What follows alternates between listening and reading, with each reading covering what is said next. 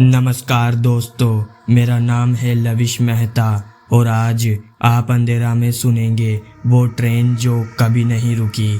कहते हैं कुछ ट्रेनों का टाइम टेबल कभी बनता ही नहीं, पर उनका रास्ता आज भी रेलवे की पटरी पर दर्ज है। तो शुरू करते हैं आज की इस कहानी को। छत्तीसगढ़ के बालोद जिले में एक पुराना स्टेशन था, कैसलपुरा। छोटा, शांत और रात में तो इतना सुनसान कि बस की खिड़की से देखने पर लगता ही नहीं था कि वहाँ कुछ है। चारों तरफ खेत, बीच में पुरानी टूटी बेंच और दीवार पर लगी रेलवे घड़ी जो अक्सर 2 मिनट पीछे चलती थी। उस वक्त वहाँ रेलवे मास्टर था सुरेश राव। सरकारी क्वार्टर प्लेटफॉर्म के ठीक पीछे था, जहाँ वो अपनी बीबी और छोटे बेटे के साथ रहता था। लेकिन उस रात 13 मार्च 1983 की रात घर वाले नागपुर गए थे। स्टेशन पर बस वो अकेला था। रात 2:45 हो चुके थे। सुरेश ने अपनी फाइल बंद की, कागज पर तारीख डाली और लैंप की रोशनी थोड़ा कम कर दिया। वो रोज की तरह ड्यूटी खत्म कर उठने ही वाला था कि तभी ट्रैक से आती एक अजीब सी खनक सुनाई दी।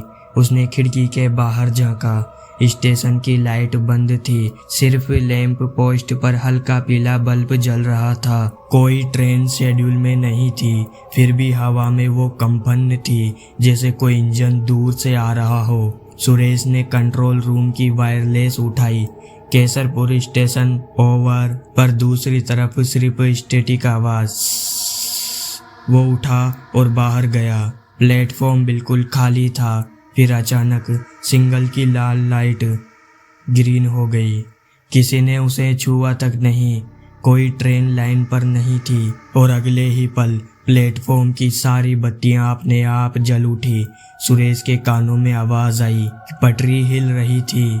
वो झुककर देखता है, लोहे की पटरी कांप रही है जैसे किसी भारी इंजन का वजन उस पर हो, पर वहां कुछ भी नहीं था, बस धुंध और हवा। और फिर उसने देखा दूर से धुएं जैसा कोच गुजरता हुआ, बिना इंजन, बिना आवाज, बस कुछ सेकंड तक पारदर्शी धुएं में एक छाया सी, जैसे रोशनी में पुराना नेगेटिव फिल्म रोल हो। वो वहीं पर जम गया। कुछ पल बाद पटरी शांत हो गई, लाइट बंद हो गई, सिग्नल फिर से लाल हो गया। वो अंदर भागा।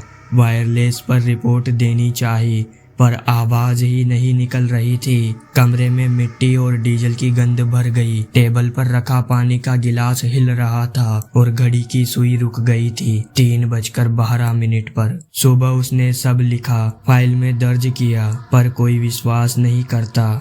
सबने कहा थकान होगी सुरेश, तू रात भर अकेला था। पर सुरेश को पता था जो उसने देखा वो कोई सपना नहीं था। और ठीक 1 साल बाद 13 मार्च 1984 रात के 3 बजे फिर वही सिग्नल अपने आप ग्रीन हुआ, पर इस बार स्टेशन पर कोई और भी था। रात कैसलपुर स्टेशन पर पहले जैसी ही थी। चारों तरफ सन्नाटा, बस कभी कभी झिंगुरों की आवाज आती थी या दूर कहीं कुत्ता भौंकता सुनाई देता था। 13 मार्च 1984, वही तारीख, वही वक्त। रात 3 बजने में 5 मिनट बाकी थे। सुरेश राव ने इस बार खुद तय किया था कि वो पूरी रात स्टेशन पर रहेगा और देखेगा कि पिछली बार जो हुआ था वो फिर होता है या नहीं। उसने ड्यूटी खत्म नहीं की। टेबल पर एक रजिस्टर खुला था और लैंप टिमटिमा रहा था। बाहर हवा थोड़ी तेज थी और प्लेटफॉर्म की बत्तियां बंद थी। 2:58 पर सुरेश उठा और प्लेटफॉर्म पर आ गया। ट्रैक की ओर देख रहा था। सब कुछ शांत, पर फिर उसे किसी की परछाई दिखी प्लेटफॉर्म के दूसरे छोर पर, जहां पुराना हेड पंप लगा था। एक बुजुर्ग औरत खड़ी थी, सफेद साड़ी में, सर पर पल्लू और हाथ में पुराना स्टील का डिब्बा। वो धीरे धीरे ट्रैक के पास आई और एकदम वहीं रुक गई। सुरेश ने पुकारा, अम्मा, रात का वक्त है, यहाँ क्यों खड़ी हो? वो औरत मुड़ी नहीं, बस बोली, मेरा बेटा उस ट्रेन में था। सुरेश चुप हो गया। वो आगे बढ़ा। लेकिन औरत ने हाथ उठाकर रोक दिया। आज उसका टिकट फिर से कटेगा। हवा अचानक थम गई। अगले ही पल सिग्नल की लाल लाइट हरी हो गई। प्लेटफॉर्म की बत्तियां जल उठी और वही कंपन, पटरी हिलने लगी। सुरेश के पैरों के नीचे जमीन कांपने लगी। वो पीछे हटा और फिर धुंध के बीच से वही चीज गुजरी। इस बार वो साफ दिखा। 4 डिब्बे जैसे पुराने जमाने के कोच, लेकिन बिना इंजन, बिना आवाज। अंदर कुछ धुंधले साए बैठे थे, जैसे सब खिड़की के बाहर झांक रहे हो। किसी की आंखें चमकी, फिर सब कुछ गायब। सुरेश ने पलटकर देखा।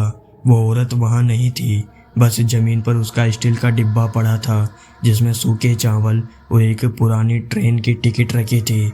उस टिकट पर लिखा था ट्रेन नंबर 47A और उस पर डेट थी 13 मार्च 1983। सुरेश उस टिकट को लेकर अंदर भागा। कंट्रोल रूम में रिपोर्ट लिखी, पर कोई जवाब नहीं मिला। लाइन में सिर्फ वही शोर था, सिग्नल क्लियर, प्लेटफॉर्म 2, और फिर सन्नाटा। अगले दिन रेलवे ने रिपोर्ट दर्ज की, पर केस नो फिजिकल एडवेंस लिखकर बंद कर दिया गया। सुरेश ने वो टिकट अपनी डायरी में रख लिया और तब से हर साल 13 मार्च की रात वो अकेला स्टेशन पर खड़ा रहता था, सिर्फ यह देखने के लिए कि क्या वो ट्रेन फिर से गुजरेगी। साल 1999। केसरपुर स्टेशन अब बंद हो चुका था। रेलवे ने लाइन को अनयूज्ड ट्रैक घोषित कर दिया था और आसपास के गांव वालों के लिए वो जगह बस एक पुरानी पटरी रह गई थी, जिस पर कभी ट्रेन नहीं चलती थी। बस कभी कभी रात में सीटी सुनाई दे जाती थी। सुरेश राव अब रिटायर हो चुका था। बाल सफ़ेद, आवाज़ धीमी और चाल थोड़ी झुकी हुई, पर हर साल 13 मार्च की रात वो वही करता जो पिछले 16 सालों से करता आया था। पुराने स्टेशन के पास जाकर अकेले खड़ा हो जाता था।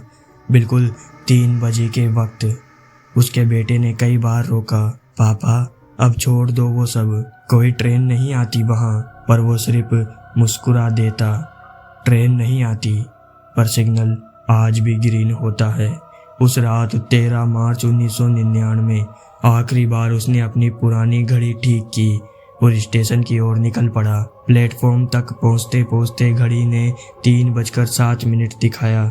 सब कुछ शांत था, बस हवा में थोड़ी नमी थी और मिट्टी में जले डीजल की गंध। सुरेश ने पुराने सिग्नल पोस्ट की ओर देखा। उसका रंग उखड़ चुका था, बस बल्ब अभी भी लगा हुआ था। और जैसे ही 3:12 हुए, वो बल्ब एक झटके में हरा हो गया। सुरेश के होठ हिले, पर आवाज नहीं निकली। उसे वही पुरानी कंपन महसूस हुई।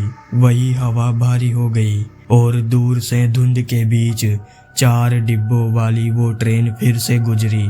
ना आवाज, ना इंजन, बस गुजरती रोशनी। सुरेश इस बार भागा नहीं, बस प्लेटफॉर्म के बीच खड़ा रहा और पहली बार उसने देखा। पहले डिब्बे की खिड़की में वो बुजुर्ग औरत बैठी थी। उसकी गोद में कोई छोटा बच्चा था और दोनों मुस्कुरा रहे थे। और ट्रेन धीरे धीरे हवा में गायब हो गई। पटरी शांत, सिग्नल फिर लाल और हवा बिल्कुल रुक गई। सुबह गांव के कुछ लोग आए तो देखा सुरेश राव प्लेटफॉर्म के बीच पर बैठा है, आंखें खुली, चेहरा शांत, हाथ में पुराना टिकट पकड़ा हुआ था।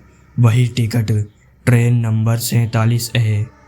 उसके बाद से केसलपुर स्टेशन पूरी तरह बंद कर दिया गया।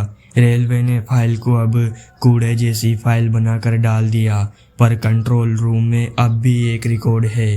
हर साल 13 मार्च की रात 3:12 को पुराने नेटवर्क में एक ऑडियो अपने आप प्ले होता है। Train number 47A entering platform 2, signal clear. उसके बाद बस सन्नाटा।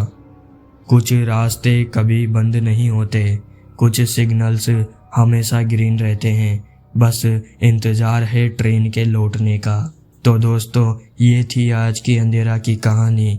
अगर आप सभी लोगों ने इसे एंजॉय किया हो तो प्लीज़ चैनल को सब्सक्राइब कर दीजिए और मिलते हैं अगली एक और डरावनी कहानी के साथ। जब तक के लिए धन्यवाद।